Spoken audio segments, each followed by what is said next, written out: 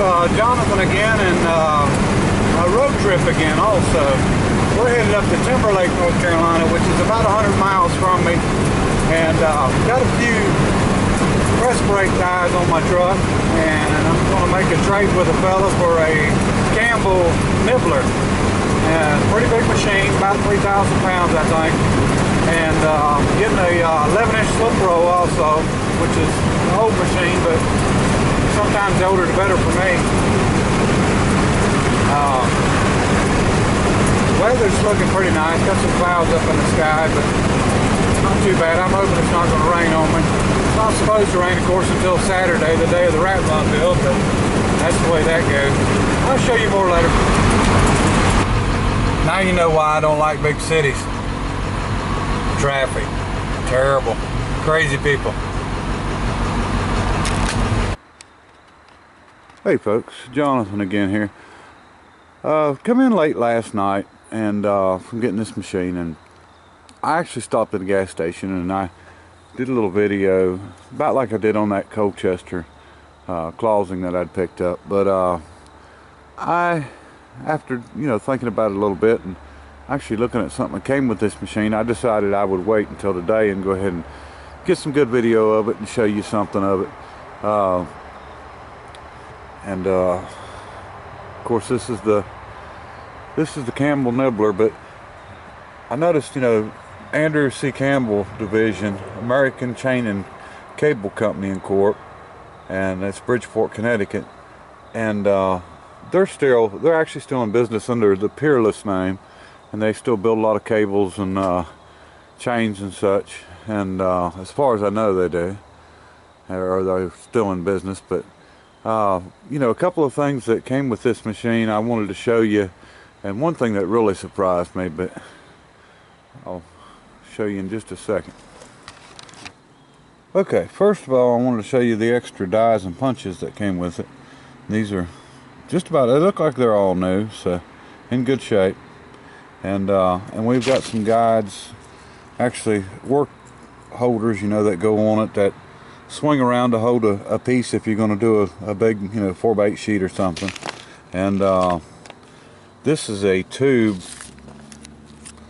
right here that bolts on the bottom, that when you cut out, when this thing punches out them little half moons or quarter moons or thumbnails, whatever you want to call them, they come down this tube, and then you can put a bucket or a box up under and they'll go directly into it, so you're not making a mess.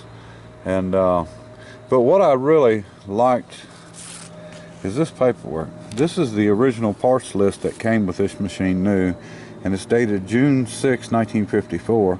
So that tells me that this machine is, about 60 years old, a little over 60 years old. And it has got all the information on the machine in it too. It's not a big book, but it's sort of like a blueprint inside. And it shows, everything that you would need to know parts wise on it, and it tells some about it. It's that the machine is it's actually 2,850 pounds is what it weighs, and so we was close on the 3,000. And it tells you your thickness, which is a 1/4 inch it'll punch, and the capacity. But this was kind of neat too. This is from 12/2/1963, and this is where the circle attachment was ordered. It was ordered by a General Electric company, and actually in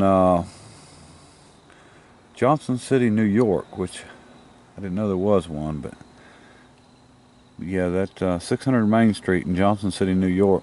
And of course that was bought from the American Chain and Cable Company. So I'm gonna make copies of these, and so I'll have them, and then I'm gonna put these in the fireproof safe and save them. But I thought that was really neat. You don't usually, when you buy an old machine, you don't get any paperwork or anything like that with it. And here is the circle attachment that was bought for it. And actually put a hole in your steel, and then you can adjust it for your radius of your circle, and then just spin it around. But I'm going to get up there and show you the parts on this thing. And you know, I watched him use it, and I haven't used it yet. I haven't got to play with it yet, but I'll show you what it looks like. Okay, this thing, if you notice, it's solid cast, and you know, you're looking at least 2 inches thick. So I mean, it's really built heavy. You know, they wasn't playing around when they built it. And I did find out the throat is 36 inches. It actually lists that on that parts sheet. And you know, a good looking machine. I mean, in good shape. And our circle attachment actually bolts right here to the front. And you can see a little punch. And you can adjust it down, and of course adjust your foot down to your metal, so your metal's not jumping up and down. And then pieces go on here, and they fold around, extend out, and that's what holds your work. I looked on the internet for a Campbell, and I have really found no information at all on a 250. You know, you see a lot of smaller machines, but you know, this is a good sized machine. And I hadn't looked at the motor yet to see how many horsepower or anything, but like I said, it was up working and running. It's got actually drip oilers on it. This one's missing the top for it, but looks like this one's still here. And but we're going to get this thing sometime today, one way or the other. We're going to try to get it set up and or at least get it hooked up, powered up, where we can use this on the rat rod build if we happen to need it to, you know, to do something. They claim that these are really easy to do a straight line on, and you know, to punch out of course circles I know would be easy with the circle attachment, but you know, pretty easy to do designs and stuff on. So we'll see how it works out. Real glad to get this machine, and as y'all know, I'm kind of addicted to old machines anyway, and if they're different, that's all the better. And I hadn't got a chance to look this over, and you know, it's been sitting out a little while, but I mean, it's not really hurt. There's a couple little repairs on it, and it actually needs a handle for the gear reduction side. This is the direct side, and has a good handle on it, but there's no handle for the gear reduction side, and it just needs a lot of good cleaning and maybe some paint on this one. And I was trying to see what company. It's got PS and WC. And I haven't even tried to research that yet to see, but it's 11 inch and you know, pretty good size wheels. So I mean, I don't know what size material it's actually made for, but we will figure it out and see. Don't see anything. Trying to read the tag there, but it says Stowe, and not sure. Maybe the camera picks it up better.